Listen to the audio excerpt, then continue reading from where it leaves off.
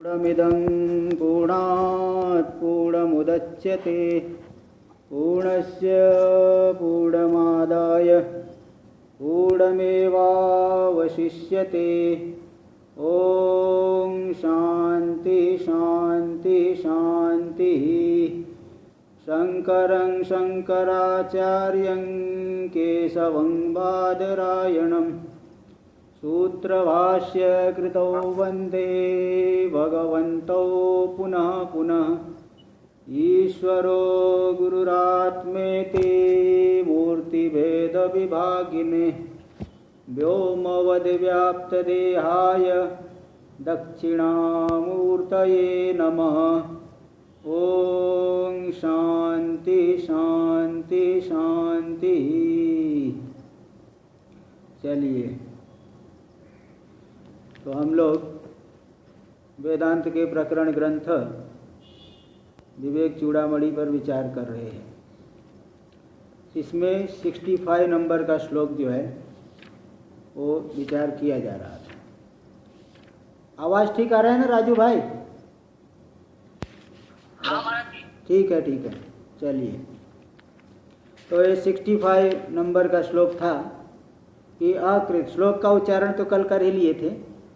अकृत्वा दृश्य विलयम अज्ञात्वा तत्वमात्मना बाह्य शब्दैः कुतो मुक्ति ही। बाह्य शब्दैः कुतो मुक्ति, रुक्ति मात्र फलय नृणाम, है ना। कि अकृत्वा दृश्य विलयम, दृश्य का विलय नहीं करके, अज्ञात्वा तत्वमात्मना, तत्व को नहीं जान करके, तत्व को जाने ही नहीं, दृश्य का विलय ही नहीं किए ही नहीं। जैसे रस्सी में सर्प की भ्रांति है, अब अधिष्ठान को नहीं जाने तो भ्रांति थोड़ी दूर होगी। इसलिए तत्व को जाने बिना, दृश्य का विलय किए बिना, दृश्य का विलय कोई नमक के समान घोलना नहीं है। दृश्य का विलय मतलब कोई नमक के समान नहीं घोल देना है। हाँ, फिर क्या करना है? वहाँ पे अधिष्ठान के यथार्थ को जान करके दृश्य का जो बाध कर देना, मिथ्यात्व निश्चय कर लेना, यही है दृश्य का विलय करना। तो तत्व को नहीं जान करके, दृश्य का विलय नहीं करके, बाह्य शब्द है कुतो मुक्ति, बाह्य शब्द से ऊपर ऊपर से केवल ऐसे ही शब्द बोलते जा रहे हो, उसे कहाँ से मुक्ति मिलेगी? उक्ति मात्र फल निर्णाम, केवल कथन मात्र ही फल हुआ। कंठ बोलते बोलते कंठ ही सूख जाएगा, ज़्यादा कुछ उससे फल नहीं मिलेगा। इसलिए जो है तत्व को जानना चाहिए, है ना। तत्व ज्ञान ही जो है सांसारिक दुखों के बाध का एकमात्र हेतु है। टीका में देखिए, दृश्य विलयम, तो इसका वाला दृश्य का मतलब जो ज्ञान का विषय बने। दृश्य का मतलब यही है जो ज्ञान का विषय बने। तो शब्दजन्य वृत्ति विषय से, तो शब्दजन्य वृत्ति का विषय, शब्द से अजन्य यानी शब्द से भिन्न प्रमाण से जन्य जो वृत्ति का विषय है, प्रत्यक्ष प्रमाण, अनुमान प्रमाण, उपमान प्रमाण, अर्थापत्ति प्रमाण, है ना। अथवा शब्द को लेकर के तो कोई लौकिक जो है वस्तु का ज्ञान हो रहा है, ते जो है ज्ञान का जो विषय बने उसको कहते दृश्य, अथवा कह दिए चिद विषय से, अथवा जो चैतन्य का विषय बने। पूरे संसार का प्रकाशन कौन कर रहा है? आत्मा कर रहा है। चैतन्य का विषय है पूरा संसार, जितना भी जड़ वर्ग है सब का सब चैतन्य का विषय बन रहा है। तो यहाँ जो दृश्य का विलय करके, ऐसा कहने से विशेष बात क्या आई कि तेन सस श्रृंगादेह वारण, जो सस श्रृंगादि है वो तो ज्ञान के विषय नहीं बनते। किसी ने आज तक बंध्यापुत्र देखा हो तो बोले, कोई नहीं कह सकता कि हमने बंध्यापुत्र को देखा है। इसलिए दृश्य का विलय करके, है ना भाई। जिसका वॉइस जो है सब लोग अपना म्यूट कर दीजिए। RN वर्मा जी अपना वॉइस म्यूट करे। हाँ चलिए, तो दृश्य का विलय करके, तो तो तेन सस श्रृंगादे ब्रह्मणश्च वारण, सस श्रृंगादि और ब्रह्म इन सब का वारण हो गया, क्योंकि सस श्रृंगादि वह ज्ञान का विषय नहीं बनता है, और परमात्मा भी दृश्य थोड़ी है, ज्ञान का विषय विषय थोड़ी बनता है, वह तो सबका प्रकाशन करता है। भाई जो है, मैं आपसे पूछता हूँ, आप पूरे संसार को जानने वाले, लेकिन आपको जानने वाला संसार में कौन है बताओ? आपको जानने वाला संसार में कौन है बताओ? कोई जड़ आपको जानेगा क्या? आप जो है घर जानेगा, कार जानेगा? कोई नहीं जान सकता। केवल आप पूरे संसार को जो है जानने वाले हो। संसार आपको नहीं जान सकता, संसार तो जड़ है। जड़ चीज़ें जो है चेतन को नहीं जान सकती, चेतन जड़ को जानता है। इसलिए दृश्य कहने से ब्रह्म को नहीं ले सकते और तुच्छ को नहीं ले सकते, वंध्यापुत्र आदि को। वंध्यापुत्र को आज तक किसी ने देखा नहीं। इसी प्रकार और भी खरगोश के सींग, हाँ, और कछुए के शरीर पे रोम, आकाश में कुसुम, ये सब तुच्छ वस्तुएं हैं, ये सब आज तक किसी ने देखा नहीं है। तो उसका थोड़ी बाध का, जो है ही नहीं उसका क्यों बाध करना। इसलिए दृश्य का बाध मतलब जितना भी जड़ वर्ग है जो आपको दुख देने वाला है, उन सभी का बाध कर देना। तो तेन सस श्रृंगादे ब्रह्मणस्य वारणम, दृश्य शब्द कहने से सस श्रृंग और ब्रह्म को नहीं लेना, इनका कभी बाध नहीं होता है ना, इनका बाध नहीं। अज्ञानांतस्य जड़स्य सर्वस्य ब्रह्म व्यतिरिक्तस्य, अज्ञान पर्यंत जो जड़ है, अज्ञान है कारण और उसका कार्य बाकी, अज्ञान पर्यंत जो जड़ है सभी परमात्मा को छोड़ करके ब्रह्म व्यतिरिक्तस्य, उन सब का विलय करके।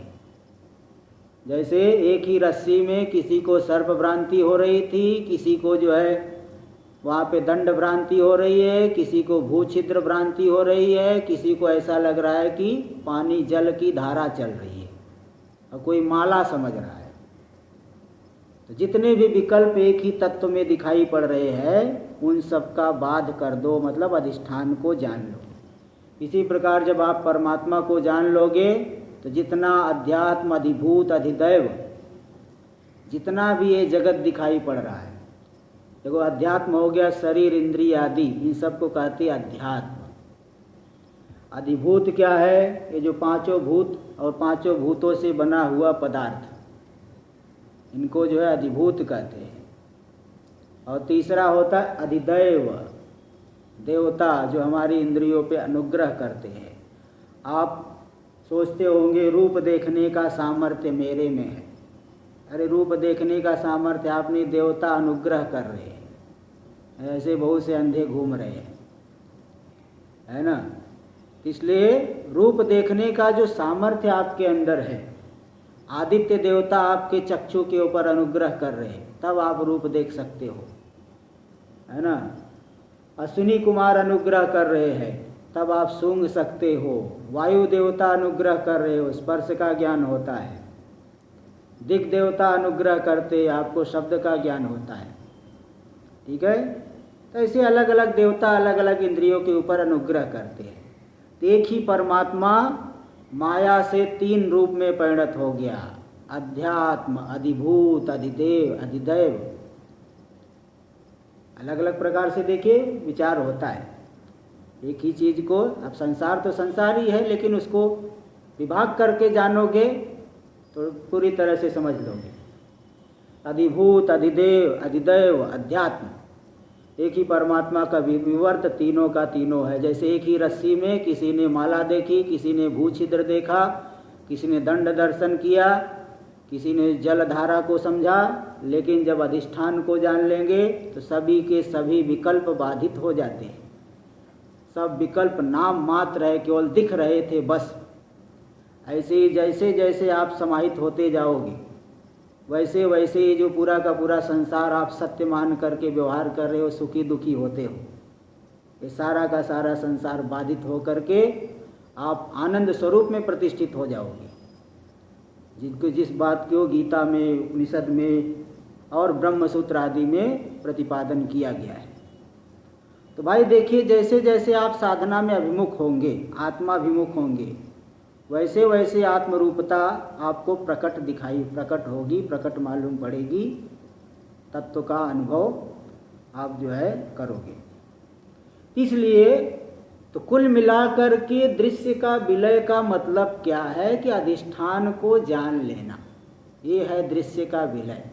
अधिष्ठान को जान लिए, सभी के सभी विकल्प दूर हो गए, अध्यात्म अधिभूत अधिदैव सब हट गए, पांचों के पांचों भूतों का कार्य अज्ञान पर्यंत जड़, सबका सब प्रपंच का ब्रह्म में प्रविलापन करके, विलयम ब्रह्मणि प्रविलापनम कृत्वा। और उसको जब तक प्रविलापन नहीं किए हो, क्यों नहीं किए हो? क्योंकि आत्मन तत्वम अज्ञात्वा, आत्मा के तत्व को, अपने यथार्थ स्वरूप को जाना ही नहीं। सजाति विजाति स्वगत भेद रहित सर्वाधिष्ठान, देखो परमात्मा का विशेषण क्या है, वह सजाति भेद से रहित, विजाति भेद से रहित, स्वगत भेद से रहित। संसार में तो तीनों भेद दिखाई पड़ेगा, मनुष्य एक मनुष्य, दूसरा मनुष्य, एक में दूसरे का भेद है, इसको कहते सजाति भेद। विजाति भेद, पत्थर अलग है, मनुष्य अलग है, विजाति भेद हो गया। स्वगत भेद, अपने शरीर में हाथ अलग है, पैर अलग है, सिर अलग है, स्वगत भेद हो गया।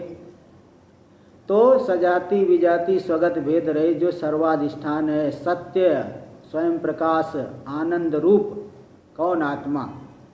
उस आनंद रूपता को अज्ञातवा, परमात्म रूपता को, स्वरूप को नहीं जान करके, जिस स्वरूप में कोई भेद नहीं है, कोई सांसारिक दोष नहीं है, जो निर्विकार है, निर्विकल्प है, उस रूप को नहीं जान करके केवल आप ब्रह्म ब्रह्म ब्रह्म बोलने से जो है कुछ ज़्यादा लाभ नहीं होता है। जैसे ऊपर बता चुके हैं, औषधि औषधि औषधि बोलते रहो, बीमारी दूर नहीं होगी।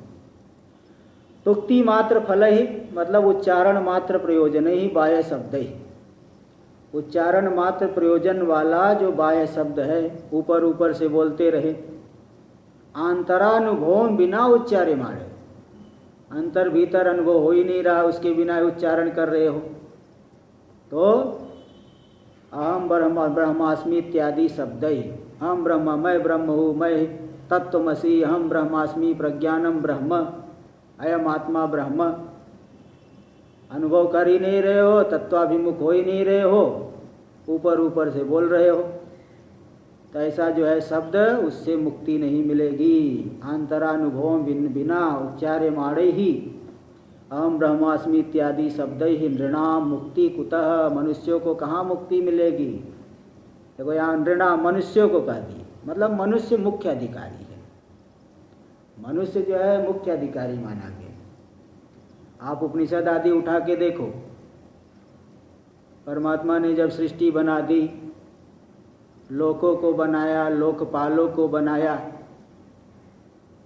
ठीक है, सबको बनाने के बाद देवताओं ने कहा कि हमें जो है एक ऐसा आश्रय बनाइए कि जिसमें रह करके हम ठीक से खा पी सकें, एक ऐसा शरीर बनाइए। पहले घोड़ा बनाए, फिर गाय बनाए, फिर नाना प्रकार के शरीर बनाए, लेकिन देवता लोग संतुष्ट नहीं हुए। फिर जो है परमात्मा ने जब मनुष्य का शरीर बनाया तो देवता लोग खुश हो गए, हाँ देखो ये ठीक बना, सुकृत बते थे, बड़ा अच्छा बन गया है।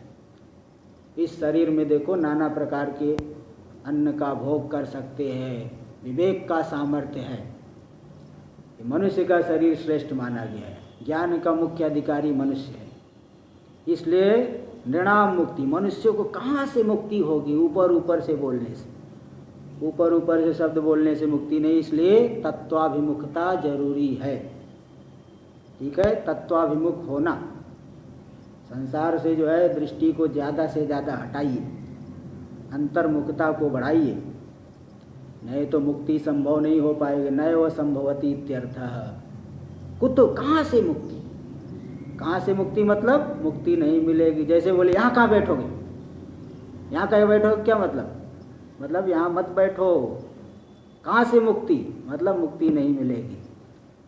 शब्द बोलने मात्र से मुक्ति नहीं। तो किम शब्द निषेधार्थक, यहाँ पे जो किम शब्द आया निषेध के लिए।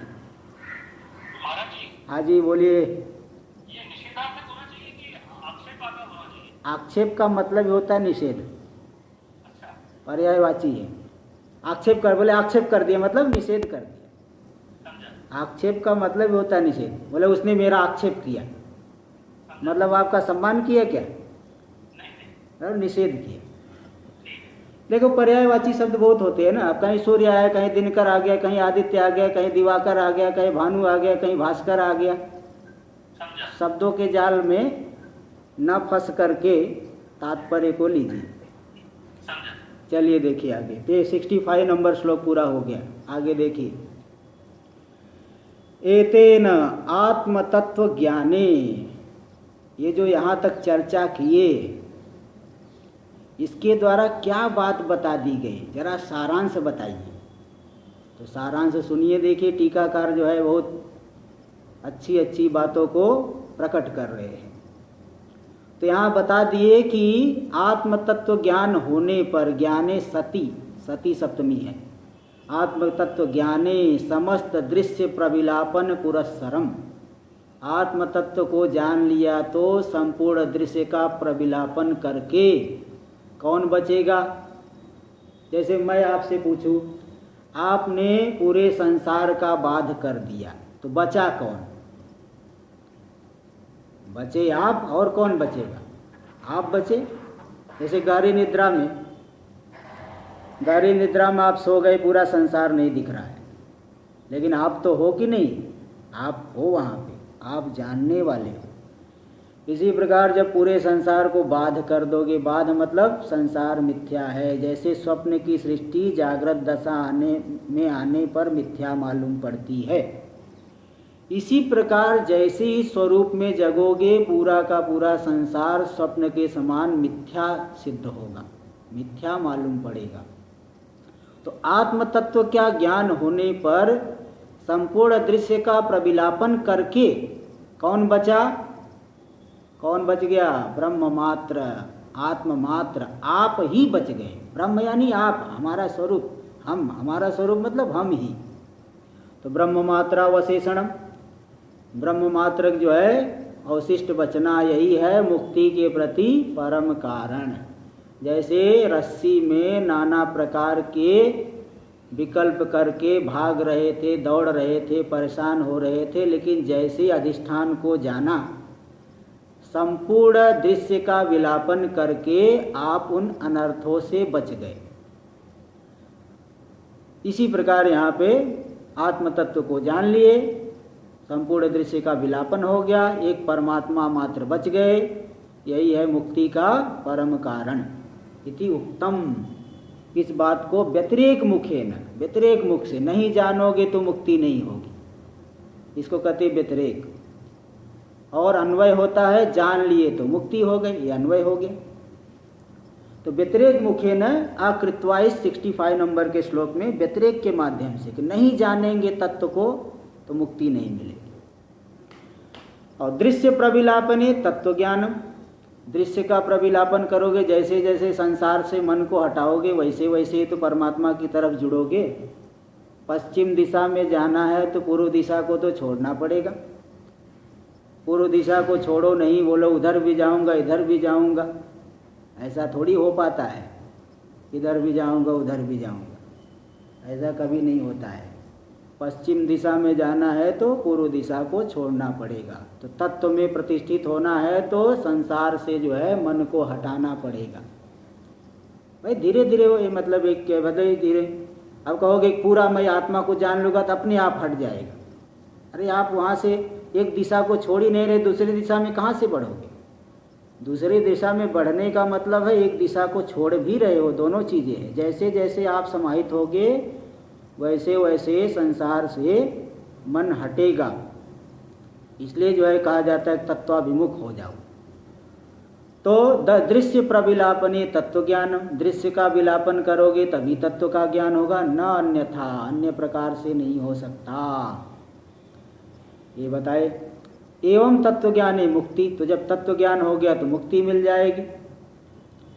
ना पर था, अन्य प्रकार से नहीं। इतीचे ये बात भी बता दी गई, तत्व ज्ञान हो गया तो मुक्ति मिलेगी, अन्य प्रकार से मुक्ति नहीं मिलेगी, ये बात भी बताई गई। मुक्ति हेतुत्वम ज्ञानस्य व्यतिरेक मुखेन कथितम। ज्ञान मुक्ति का हेतु है व्यतिरेक के माध्यम से, नहीं जानोगे तो मुक्ति नहीं मिलेगी, यही व्यतिरेक के माध्यम से। और जान लिए तो मुक्ति हो गई, तो अन्वय होता है।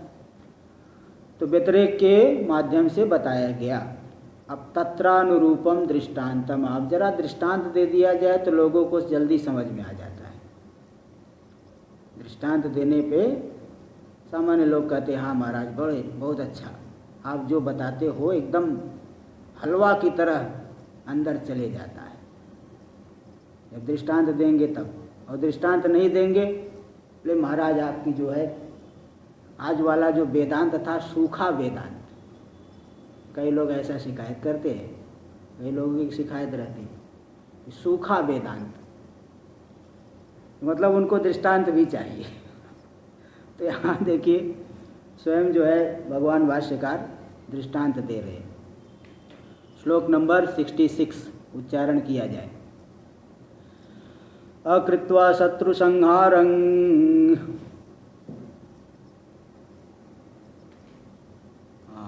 अगत्वा अखिल भूश्रियं राजाहमिष इति शब्दात्नो राजा भवितुमर्हति।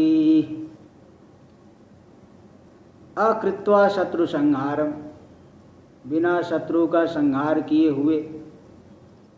भाई जैसे किसी को राजा बनना है तो शत्रु को मारना पड़ेगा। कोई ड्रामा थोड़ी चल रहा है कि ड्रामा में जैसे थोड़ा सा ऐसे ढकेल दिए, वो गिर गया तो मान लेते वो मर गया, थोड़ा दिखा देते। वो दिखाना नहीं, वहाँ सही में मारना पड़ेगा।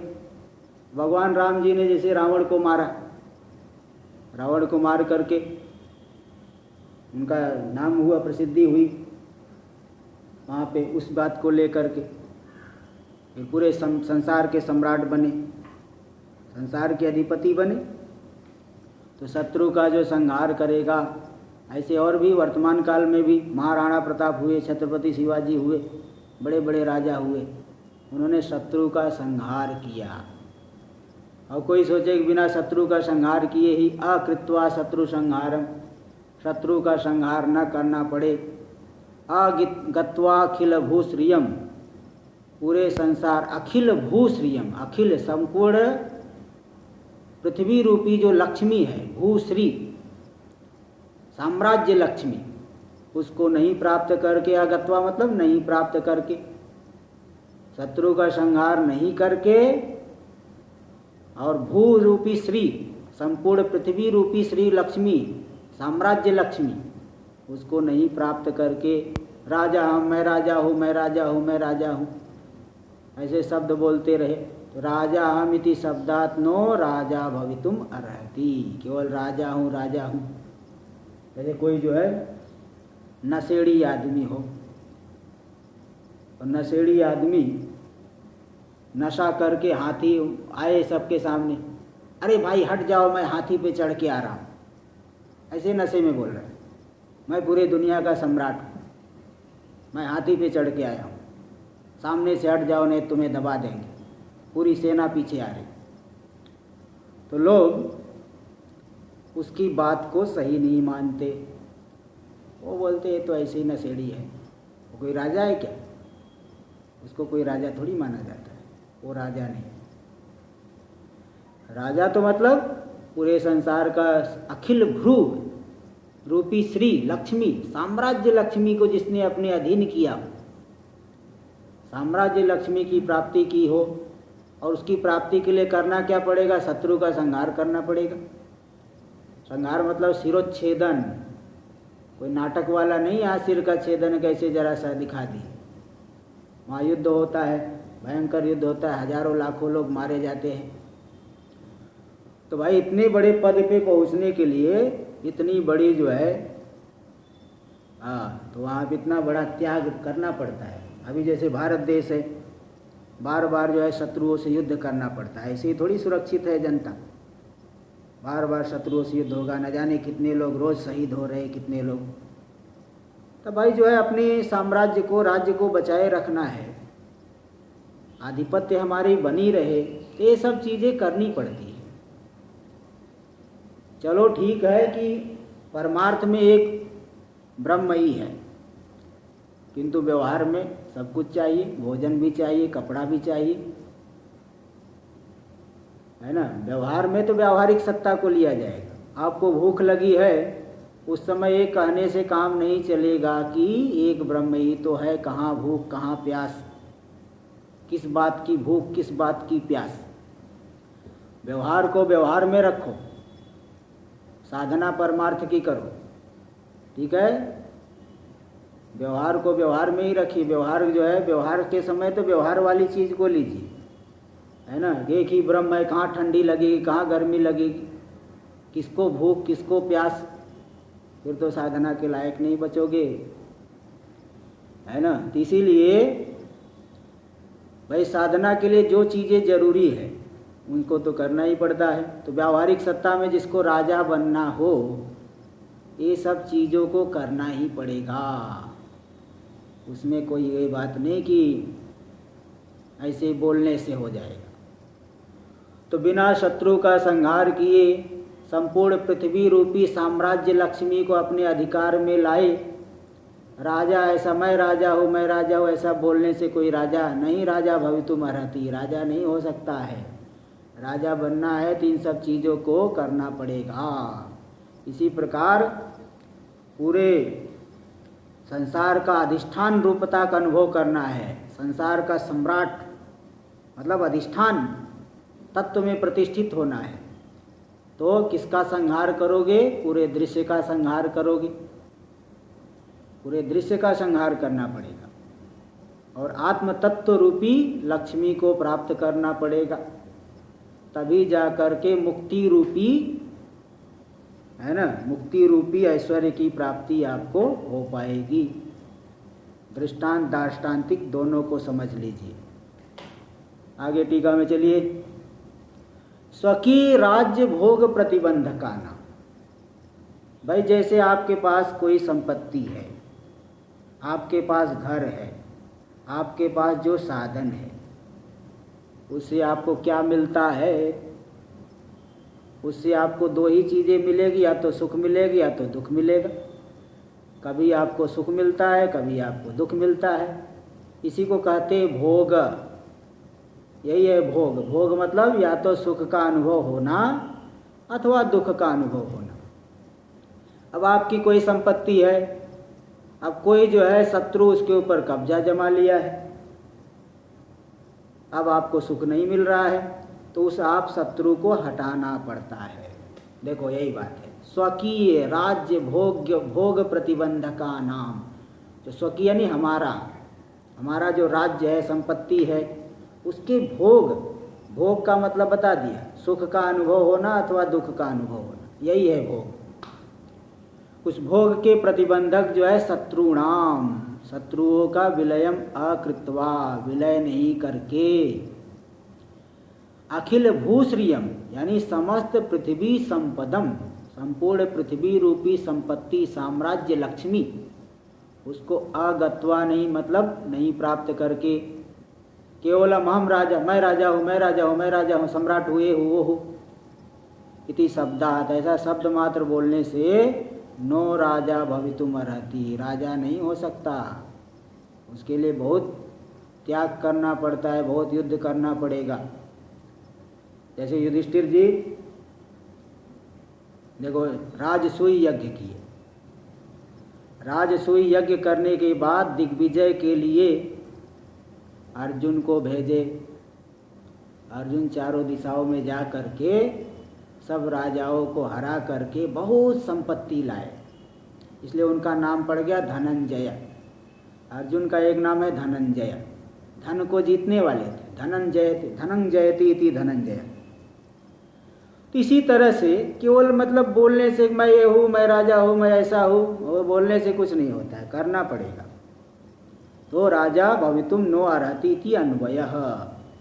राजत्वे यानी राजा होने में कौन कारण है? तो सकल शत्रु विलय पुरस्सरम, संपूर्ण शत्रुओं को मार करके समस्त भूश्री प्राप्ति, संपूर्ण राज्य रूपी लक्ष्मी, पृथ्वी का साम्राज्य की प्राप्ति, यह प्राप्ति ही क्या है? राजा बनने में कारण है। राजा बनने में यही कारण है। ठीक है, राजा बनने में कारण हुआ। ठीक इसी प्रकार अब आपको यहाँ, ये तो हो गए दृष्टांत वाली बात। अब आप लोग हैं जिज्ञासु। जिज्ञासु मतलब आत्म तत्व को जानना चाहते हैं। तो मुक्ति में कौन कारण है? एवं सकल दृश्य प्रविलापन पुरस्सरम, संपूर्ण दृश्य का बाध करके। बाध का अर्थ बार बार बताया हूँ, बार बार बताते रहता हूँ, इसलिए बताते रहता हूँ कि लोगों को जल्दी समझ में नहीं आता है। बाध का मतलब मिथ्यात्व निश्चय। रस्सी में सर्प का बाध न, सर्प नहीं है, ये निश्चय। इसलिए एक बार आप लोग नोट कर ले तो ज़्यादा अच्छा होगा। बाध का अर्थ लिख लीजिए मिथ्यात्व निश्चय। ये बाध शब्द बार बार नहीं तो आपको ही बाधित करेगा। अगर नहीं दिमाग में बैठाओगे, ये बाध शब्द आपको ही पीड़ित कर देगा। बाध का मतलब मिथ्यात्व निश्चय। इसी प्रकार संपूर्ण दृश्य प्रविलापन पूर्वक दृश्य का बाध करके आत्म तत्व ज्ञानम, आत्म तत्व को जान लेना, उसी में प्रतिष्ठित होना आपका ही स्वरूप है, लेकिन आप अज्ञान से जान नहीं पा रहे हो। उसको जान लेना, प्रतिष्ठित हो जाना, यही है मुक्तौवपि, मुक्ति में भी यही कारण है। जैसे संपूर्ण श्री प्राप्ति में राजा होने में कारण हुआ शत्रु को मार करके संपूर्ण साम्राज्य रूपी लक्ष्मी को प्राप्त करना, ऐसे मुक्ति के प्रति कारण है संपूर्ण दृश्य का प्रविलापन करके आत्म तत्व ज्ञान, यानी आत्म तत्व में प्रतिष्ठित होना। ये बात एकदम स्पष्ट देखिए, दृष्टांत दार्ष्टान्तिक पूरी तरह से एकदम स्पष्ट है। आगे देखिए, अब यहाँ तार्किक लोग आ गए। तार्किक लोग बहुत तर्क लगाते हैं, बहुत तर्क वितर्क करते हैं। ऐसा कैसे नहीं हो सकता? आप लोग कह रहे हो कि केवल शास्त्र से ही जो है, केवल शास्त्र से ही आत्म तत्व को जाना जा सकता। क्या बात कर रहे हैं? हाँ हाँ, एक मिनट। आवाज नहीं आ रही है? हाँ हाँ राजू भाई, अभी आ रही? चलिए आगे बढ़ा जाए। आगे देखिए, तो यहाँ पे तार्किक लोग आ गए।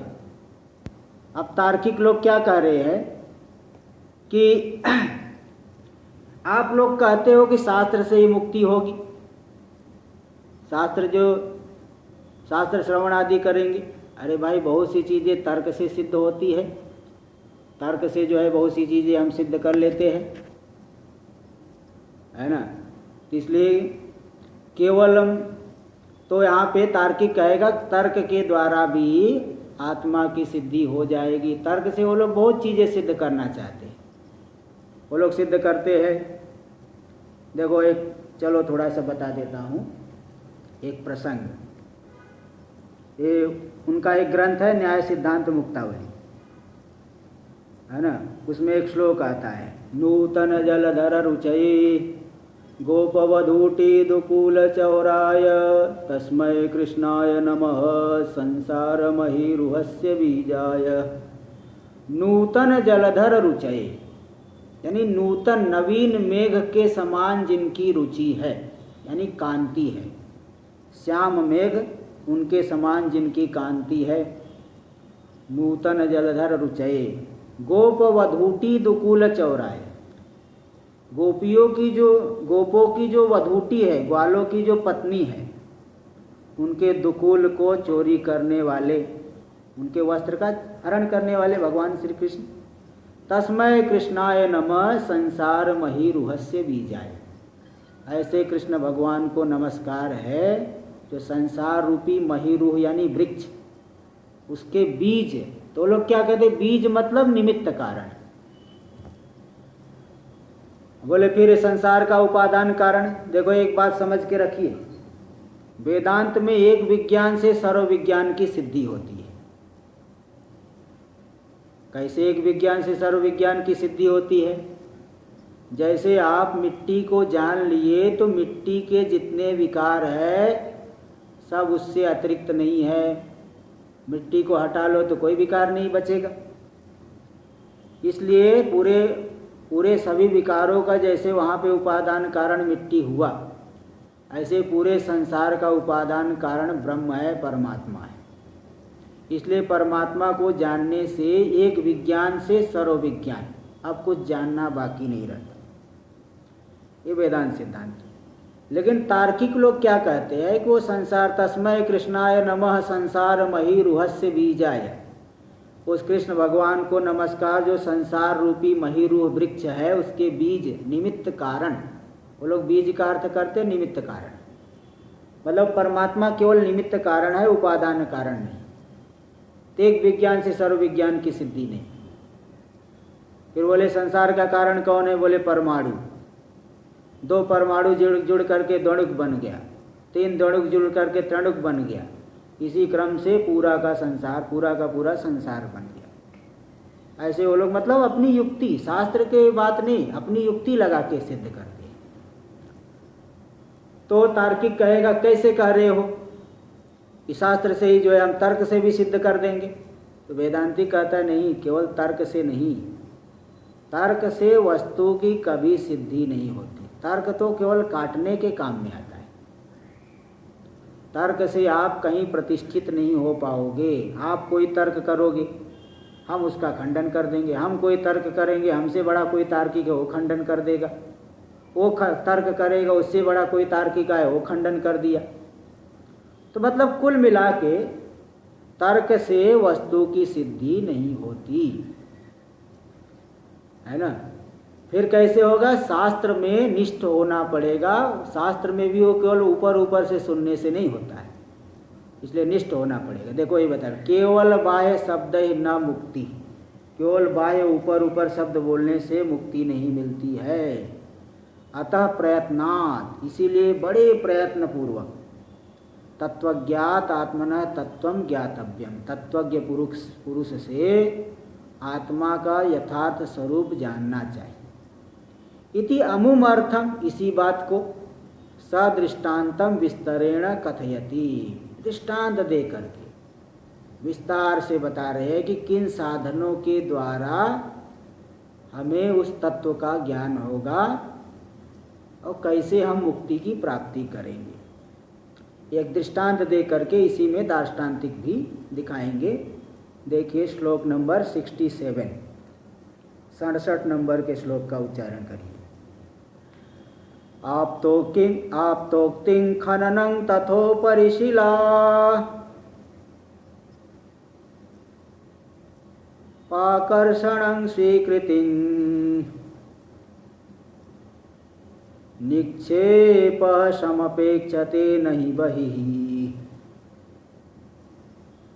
शब्दैस्तु निर्गच्छति तद्वद् ब्रह्मविदोपदेश मनना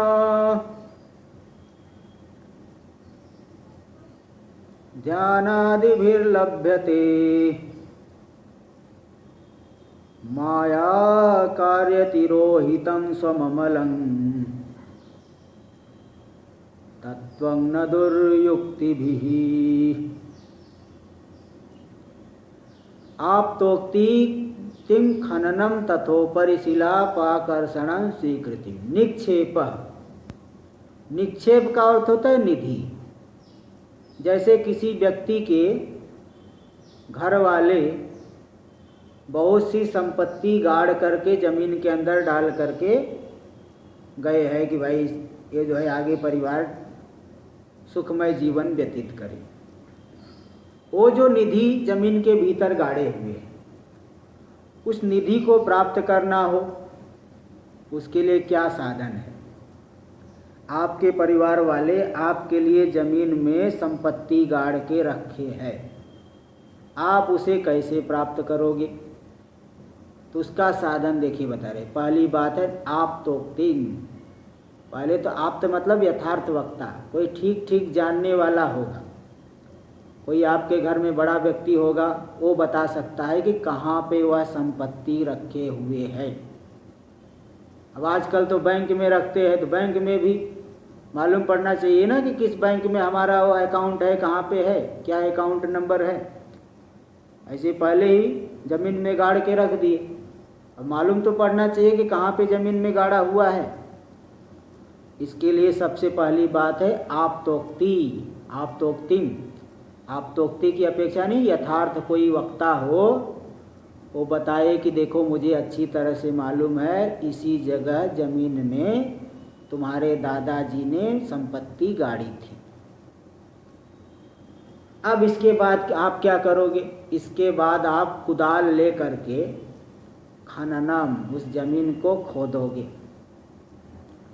और खोद करके अब जो कोई जो है बोरी में रखे है अथवा घड़े में रखे, उसके ऊपर एक पत्थर रख दिए,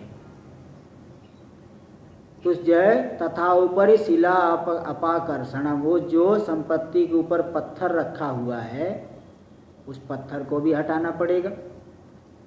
पत्थर नहीं हटाओगे तो पत्थर के नीचे, पहले तो यथार्थ वक्ता ने बताया कि इस जगह पे जमीन में गड़ा हुआ है, फिर आप कुदाल ले करके उसको खोदे और उस खोद करके अंदर घड़े के ऊपर जो पत्थर रखा हुआ उस पत्थर को हटाओगे और इसके बाद स्वीकृति यानी उस घड़े को आप उठा लोगे, स्वीकार कर लोगे।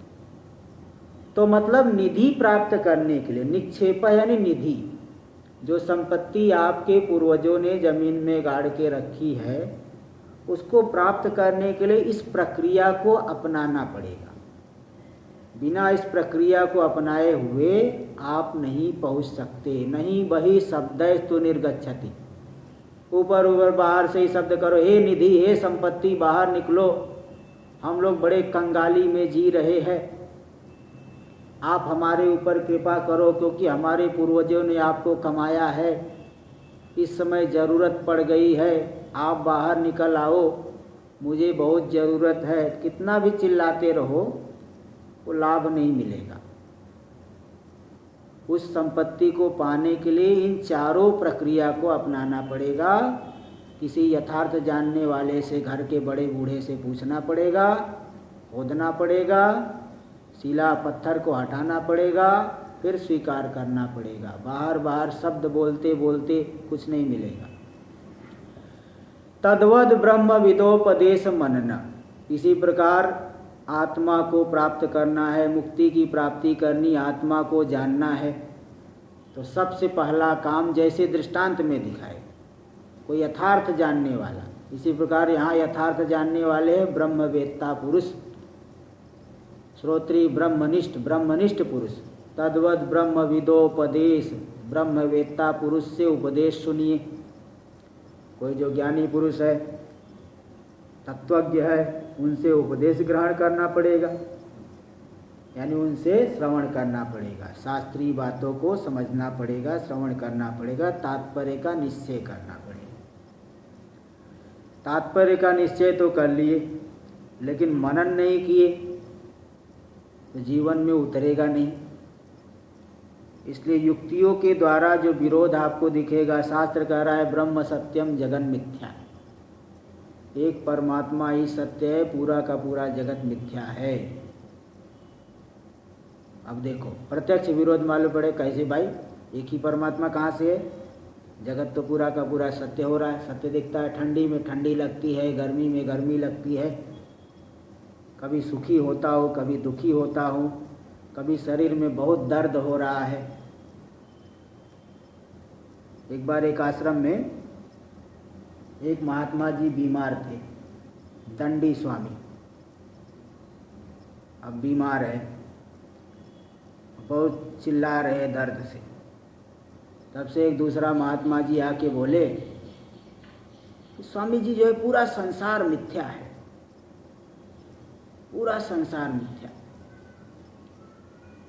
तो उन्होंने कहा देखो भाई, संसार तो मिथ्या है लेकिन दर्द तो मालूम पड़ रहा है ना, दर्द तो मुझे मालूम पड़ रहा है, संसार क्या मिथ्या। ऐसे ही पूरा का पूरा संसार जो है सुख दुख हो रहा है, संसार पूरा का पूरा दिखाई पड़ रहा है, सत्य पूरा व्यवहार मालूम पड़ रहा है। इसलिए शास्त्र की बात तो सुने कि ब्रह्म सत्यम जगन मिथ्या, लेकिन प्रत्यक्ष से विरोध दिख रहा है, तो उस विरोध को हटाने के लिए आपको शास्त्रीय युक्तियों से विचार करना पड़ेगा। और पहले भी कई बार बताया, जितना भी आपको सुख दुख होता है उपाधि को लेकर के होता है। उपाधि में आपका तादात्म्य है तो आपको सुख दुख का अनुभव, शरीर में तादात्म्य, शरीर के सुख दुख को अपने आत्मा में आरोपित करोगे, मन के सुख दुख को आत्मा में आरोपित करोगे, प्राण के धर्मों को आरोपित करोगे।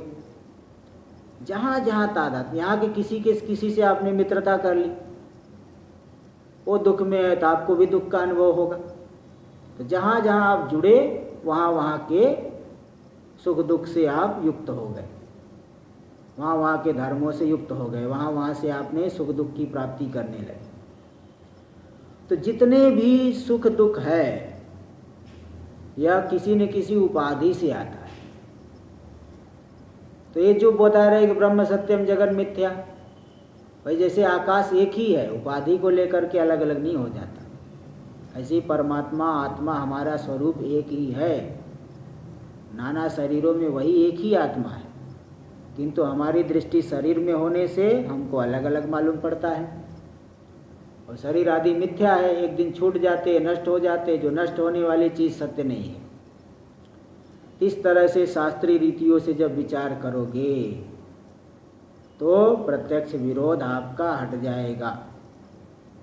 और फिर क्या करना पड़ेगा, उसको ध्यान यानी निधिध्यासन करना पड़ेगा, उसको उतारना पड़ेगा। बारंबार मन को उसी में लगा, जिस तत्व का आपने निश्चय कर लिया श्रवण मनन के द्वारा, उसको निधिध्यासन करना, बारंबार उसी में चित्त को लगा देना। वही व्यापक ब्रह्ममय 3 साधनों के द्वारा लभ्यते। किम लभ्यते? तत्वम, आगे बता रहे, माया कार्य तिरोहितम सममलम। तत्व माया कार्य, माया का कार्य जो पूरा संसार, 3 प्रकार के शरीर, अधिभूत, अधिदेव, अध्यात्म, इन सभी के द्वारा पूरा का पूरा जो स्वरूप हमारा ढका हुआ है, जो कि स्वम हमारा ही स्वरूप अमलम यानी निर्मल है, ऐसा तत्व तो ब्रह्मवेत्ता के उपदेश, मनन, ध्यान, इन साधनों आदि साधनों से प्राप्त होता है। न दुर्युक्ति भी, जैसे बताया शुरुआत में, तार्किक लोग दुर्युक्ति करते हैं, परमाणुओं से जगत उत्पन्न हुआ है, इससे जगत उत्पन्न हुआ, ऐसे होगा वैसे होगा। अरे भाई, परमाणुओं से उत्पन्न मानोगे तो एक विज्ञान से सर्व विज्ञान कहाँ से सिद्ध होगा? श्रुतियों में तो एक विज्ञान से सर्व विज्ञान कहा गया है, परमाणुओं से कैसे जगत मान लूँ? इसलिए दुर्युक्ति भी, दुर्युक्तियों के द्वारा नहीं। 12 साल काशी में पढ़े और कह रहे आत्मा अनंत है, आप में फिर आप में और नाई में तब अंतर नहीं होगा। इसलिए दुर्युक्ति से कुछ मिलने वाला नहीं है, इन साधनों के द्वारा ही मिलेगा। ये बात जो है देखिए यहाँ बता दी। तो देखो, लोके तावत भूमेर अंतः स्थापित, लोक में जो भूमि के भीतर स्थापित है, भूमि के अंदर कौन स्थापित है? निधि, निक्षेप यानी हिरण्यादि निधि।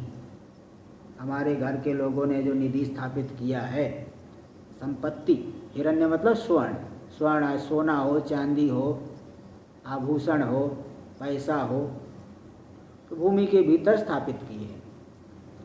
उस निधि को प्राप्तव्य चेत, यदि आपको प्राप्त करना है तो तम दृष्टवताम, तो सबसे पहला वही बताए आप तोक्ति, यानी जो उसको देखे हुए है, जानते हैं, उनके द्वारा, अथवा कुछ लोग ज्योतिषी आदि लोग भी बता देते हैं। अंजन विशेष आदिना तम विज्ञाय, अंजन विशेष लगा करके, काजल आदि लगा करके उनकी प्रक्रिया रहती है। देखो, एक बार एक महात्मा जी हमारे साथ में थे परिक्रमा में, वो नारियल के द्वारा बता देते थे कि कहाँ जमीन में जो है पानी ज़्यादा है, कहाँ खुदाई करो, लोग कुआं खुदवाने के लिए पूछने जाते हैं कि कहाँ खुदाई करे तो पानी मिलेगा, कहाँ खुदाई करेंगे तो पानी नहीं मिलेगा। तो एक नारियल से बता देते थे, नारियल लेकर के वो उनकी प्रक्रिया वो जो करते थे वो बता देते थे, इस जगह पे खुदाई करोगे तो जल्दी पानी निकलेगा। बहुत प्रक्रिया होती है लोगों, वो कोई बहुत पढ़ा लिखा महात्मा नहीं था, अंगूठा छाप, लेकिन देखो वो प्रक्रिया उनको मालूम है। ऐसे कोई तांत्रिक लोग होते हैं, कहाँ किसने चोरी किया है कौन, ये सब भी बता देंगे। कोई मंत्र मार देंगे, आपकी संपत्ति कोई ले गया हो आपको ला के रख देगा। तो इस तरह से जानने वालों के से संपर्क करना पड़ेगा। अभी आज का पाठ यहीं पे मैं विराम देता हूँ, आगे कल करेंगे। ओम पूर्णमदः पूर्णमिदं पूर्णात् पूर्णमुदच्यते पूर्णस्य पूर्णमादाय पूर्णमेवावशिष्यते। ओम शांति शांति शांति।